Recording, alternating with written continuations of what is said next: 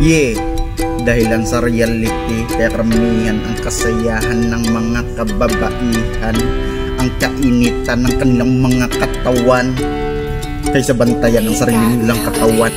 Mas inuuna nyo pa yung paglalandi kaysa ingatan nyo ang sarili nyong kore. Pagdating ng panahon, sisihin nyo bakit ang malas na nangyari sa buhay nyo noon. Pero hindi yan kasalanan ng panahon, kundi kasalanan mo yun dahil sa paglalandi mo, kaya kayo nawalan ng kinabukasan ngayon.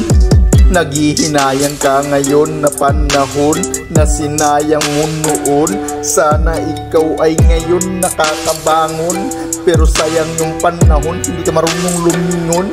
Yung sabi ng iyong ina, anak, magpatuloy ka sa iyong pag-aaral upang hindi ka mapagsabihan na ikaw ay isang hangal na walang pinag-aralan, na maaga pang inanakan at hindi naman ng lalaki pinanindigan dahil siya'y takot sa tinatawag na responsibilidad na bilang isang ama, na takot bumuo ng isang pamilya dahil takot siya na wala'y pakain balang araw sa kanyang pamilya.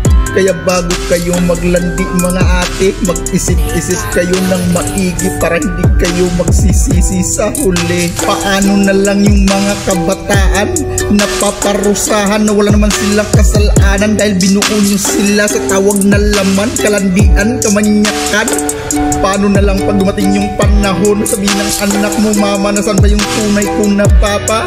Gusto ko siya makita tuwing umaga, nakawalang gana kumain sa umaga pag hindi kumpleto ang pamilya. Para akong isang papaya na isa ang sanga pero binunga ng dalawa.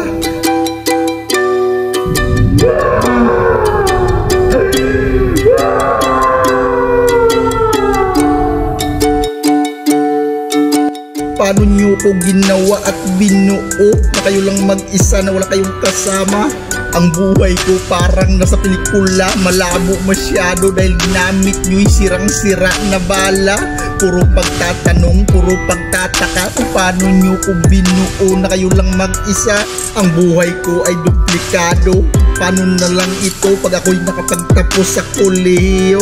Aakyat pa ba ako sa entablado dahil kayo lang mag-isa? Anong gawin nyo? Maghihiram na lang kayo ng asawa para ipakita sa iba na kumpleto ang ating pamilya?